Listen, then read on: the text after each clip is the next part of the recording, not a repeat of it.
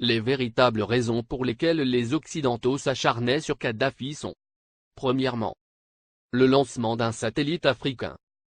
C'est Kadhafi qui offre à toute l'Afrique un satellite de télécommunication et opère la première vraie révolution des temps modernes. Ce satellite assure la couverture universelle du continent pour la téléphonie, la télévision, la radiodiffusion et de multiples autres applications telles que la télémédecine et l'enseignement à distance. Pour la première fois, une connexion à bas coût devient disponible sur tout le continent jusque dans les zones rurales grâce au système par pont radio WiMAX. Cette histoire démarre en 1992 lorsque 45 pays africains ont créé la société Rascom, pour disposer d'un satellite africain et faire chuter les coûts de communication sur le continent. Téléphoner de et vers l'Afrique était alors le tarif le plus cher au monde, parce qu'il y avait un impôt de 500 millions de dollars que l'Europe encaissait par an sur les conversations téléphoniques, même à l'intérieur du même pays africain pour le transit des voix, sur les satellites européens comme Intelsat. Un satellite africain coûtait juste 400 millions de dollars payables une seule fois et ne plus payer les 500 millions de locations par an. Quel banquier ne financerait pas un tel projet? Mais l'équation la plus difficile à résoudre était: comment l'esclave peut-il s'affranchir de l'exploitation servile de son maître, en sollicitant ce dernier pour y parvenir? Ainsi, la Banque mondiale, le FMI, les États-Unis et l'Union européenne, ont fait miroiter inutilement ces pays pendant 14 ans. C'est en 2006 que Kadhafi met fin au supplice de la mendicité aux prétendus bienfaiteurs occidentaux, pratiquant des prêts à taux usuraires. Le guide libyen a ainsi mis sur la table 300 millions de dollars, la Banque africaine de développement a mis 50 millions, la Banque ouest-africaine de développement 27 millions, et c'est ainsi que l'Afrique a depuis le 26 décembre 2007 le tout premier satellite de communication de son histoire. Dans la foulée, la Chine et la Russie s'y sont mises, cette fois en cédant leur technologie et ont permis le lancement de nouveaux satellites, sud-africains, nigérians, angolais, algériens et même un deuxième satellite africain est lancé en juillet 2010. Et on attend pour 2020, le tout premier satellite technologiquement 100% africain est construit sur le sol africain, notamment en Algérie. Ce satellite est prévu pour concurrencer les meilleurs du monde mais à un coût 10 fois inférieur. Un vrai défi. Voilà comment un simple geste symbolique de 300 petits millions peut changer la vie de tout un continent. La Libye de Kadhafi a fait perdre à l'Occident pas seulement 500 millions de dollars par an, mais les milliards de dettes et d'intérêts que cette même dette permettait de générer à l'infini et de façon exponentielle, contribuant ainsi à entretenir le système occulte pour dépouiller l'Afrique. Deuxièmement, l'institution d'un fonds monétaire africain entre autres.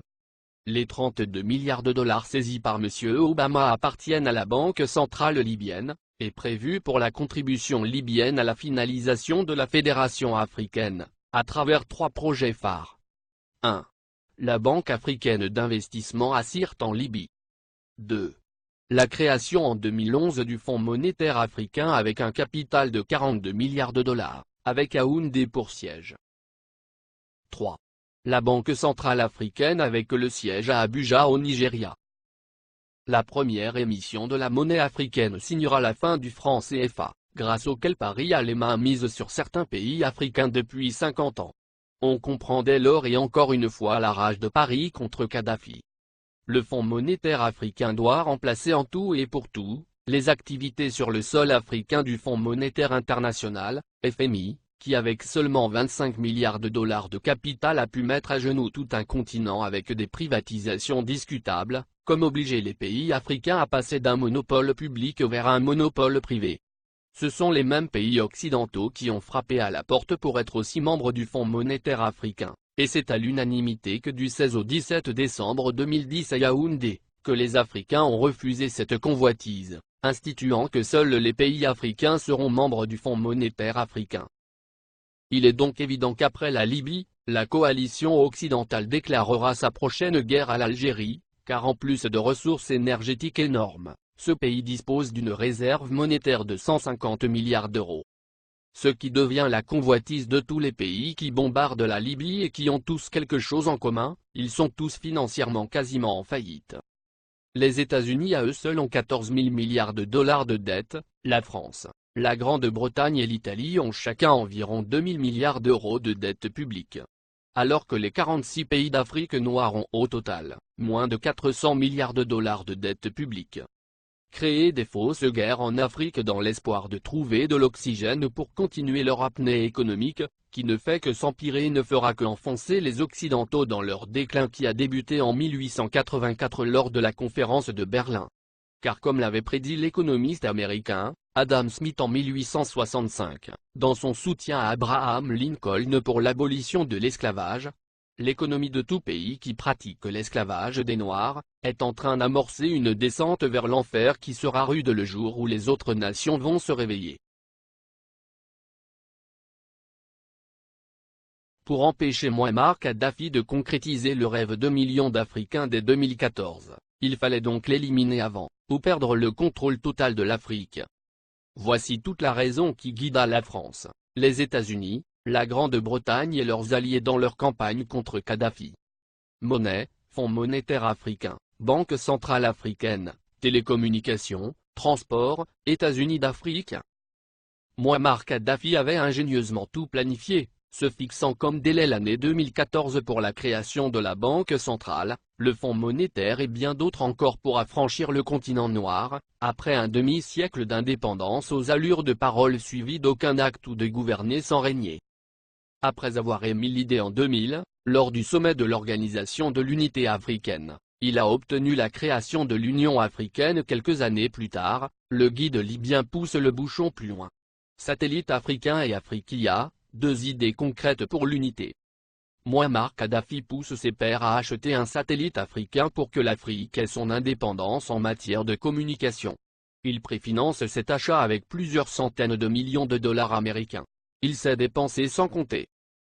Ainsi pour acheter le satellite africain, il a mis 300 millions de dollars sur la table, témoigne Moustapha Cissé, ancien ambassadeur du Sénégal en Libye, et ex-conseiller spécial de l'ex-président sénégalais Abdou Diouf, en charge du monde arabo-islamique.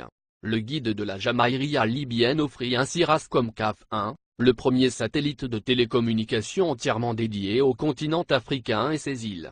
Il a été mis en orbite le 20 décembre 2007. Cela a été le premier lancement de l'histoire pour tous les pays africains.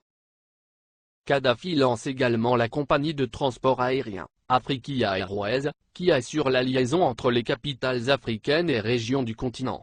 La compagnie offrait 4 vols réguliers entre Tripoli et Dakar, Abidjan et Le Caire, et bien d'autres.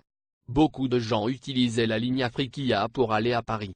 Parce qu'on pouvait faire Dakar, Tripoli, Paris, et retour à 400 000 francs CFA, 615 €, ajoute le diplomate sénégalais. Alors Tripoli était devenue une plateforme de communication entre l'Afrique, le monde arabe et l'Europe. La monnaie et la Banque centrale africaine en 2014. Kadhafi avait proposé la mise en place d'une union monétaire africaine, UEMA. Il avait dégagé 30 milliards de dollars pour la création de l'UEMA qui devrait avoir Yaoundé au Cameroun pour siège. Il avait également prévu la création d'une Banque centrale africaine, BCA, qui devrait installer son quartier général à Abuja, la capitale fédérale du Nigeria. Il était question que cette banque africaine commence à émettre une monnaie africaine à partir de 2014.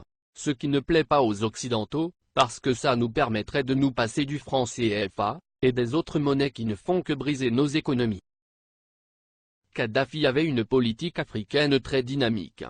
Du Sénégal au Tchad, en passant par la Guinée, la Côte d'Ivoire, le Ghana, le Libéria, le Bénin, le Togo, le Nigeria, le Niger, le Mali, etc. Le guide libyen a investi des milliards de dollars dans les secteurs agricoles, hydrocarbures, hôtellerie et tourisme, et dans l'équipement. Au Mali, le plus petit investissement libyen est chiffré à 50 milliards francs CFA dans l'industrie hôtelière. Ces investissements libyens dans l'hôtellerie sont estimés à plus de 50 milliards de francs CFA, a déclaré Oumar Balatouré, directeur général de l'Office malien du tourisme. Plusieurs autres centaines de milliards ont été investis dans le secteur agricole. Pour les Maliens, Kadhafi est un homme qui s'est engagé pour la cause africaine. Le Conseil national de transition, CNT, est considéré au Mali comme un organe rebelle soutenu par la communauté internationale.